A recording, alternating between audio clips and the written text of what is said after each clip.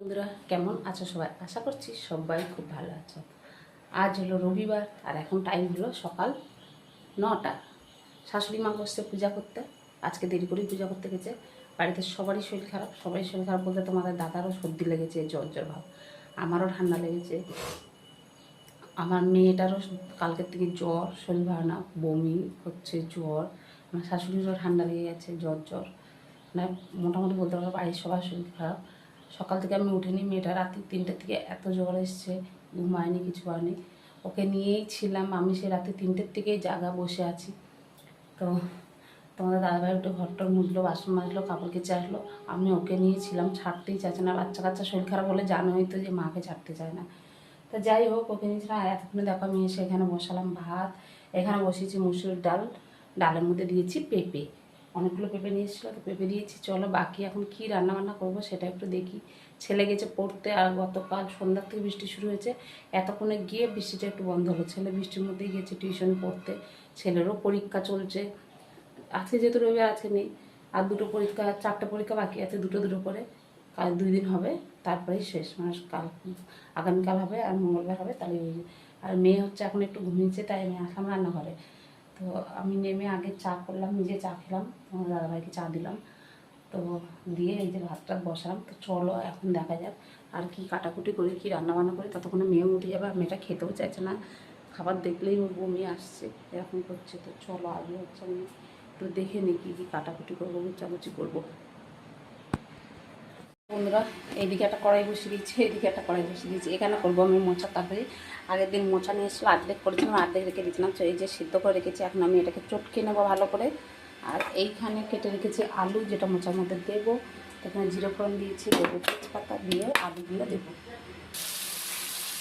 এই যে এখানে আলুটা দিয়ে দিয়েছি, আলুটা ভাজা হোক, মোচাটাও সবটা। এখানে কী করবো বলো তো, এখানে করবো কড়াইয়ের মধ্যে আমি এখানে দিয়ে দিয়েছি সাদা তেল, তার মধ্যে দিয়ে দিলাম গোটা গরম মশলা, ফোড়ন। আর আজকের হবে বাসি ভাত দিয়ে এক্সপেরিমেন্ট। তো চলো এখানে দেখো আমি গোটা গরম মশলা ফোড়ন দিয়ে দিলাম একটু তেজপাতা। আর এই যে কেটে রেখেছিলাম হচ্ছে গাজর, কুচি কুচি করে। তো সেইখানে তো সেই গাজরটা এখানে আমি দিয়ে দিলাম, দেখতে পাচ্ছ। আর তেল কিন্তু আমি অল্প করেই দিয়েছি, খুব বেশি তেল দিইনি। অল্প করে তেল দিয়ে আগে গাজরটা দিয়ে একটু নাড়াচাড়া করে নেবো, যাতে গাজরটা হাফ সেদ্ধ মতন হয়ে যায়, এরকম আর কি। হাফ সেদ্ধ মতন করে নেবো। তো দেখতে পাচ্ছ এখানে গাজরটা হাফ সেদ্ধ মতন হয়ে গেছে, মানে হাফ ভাজা হয়ে গেছে। এখন দিয়ে দিলাম ওপর দিয়ে বিনস। তো বিনসগুলো দিয়ে আরও কিছুক্ষণ নাড়াচাড়া করবো। তার মধ্যে তারপরে এখানে দেবো হচ্ছে কাজু দেবো, একটু কিশমিশ দেবো।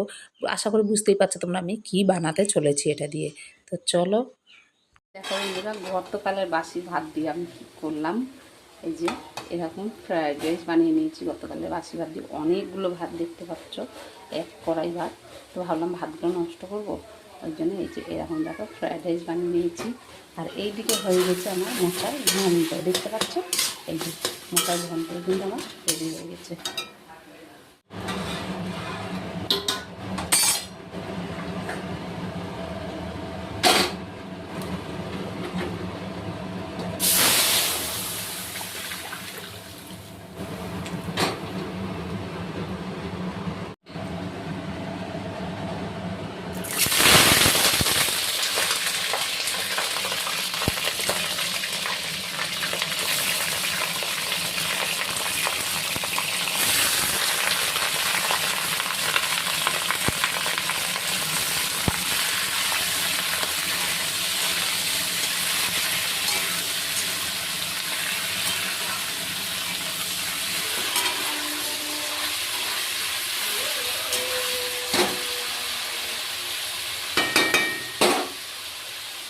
তো এই দেখো আমরা পেঁয়াজ রসুন আমি এখানে চপ করে নিচ্ছি। আর এই আলু একটা আলাদা করে করতে পারো। হ্যাঁ দেখতে পাচ্ছি যে চিকেনটা ভেজে নিয়েছি, তাই আর আলুটা ভাজলাম না। আমি একে নিয়ে যাবো একটু ডাক্তারের কাছে, প্রায় 11টা 30 হয়ে গেছে, 12টার দিকে ডাক্তারের কাছে যাবো। তাই একটু শর্টকাট করে কষিয়ে দিচ্ছি, ভাবছিলাম একটু ভালো করে করবো, কিন্তু যেহেতু মেয়েকে ডাক্তার কাছে নিয়ে যাবো বললাম না, মেয়ের শরীরটা ভালো না, জ্বর, মেয়েকে ডাক্তার কাছে নিয়ে যাবো।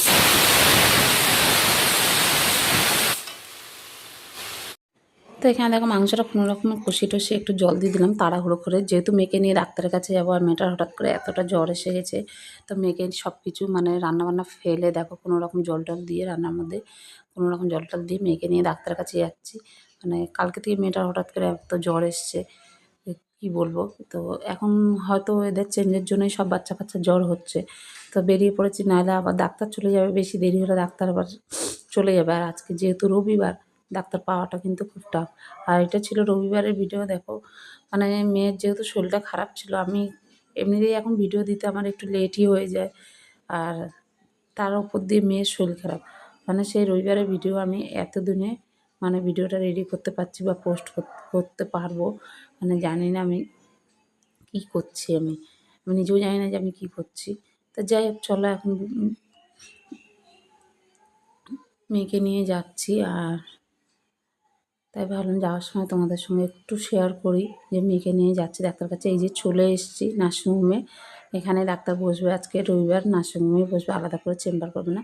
তো যাই হোক, দেখো আমি আর নার্সিংহোমের ভেতরে ভিডিও করিনি, জানি না ভিডিও করতে দেবে কি না, তার জন্য আর করিনি।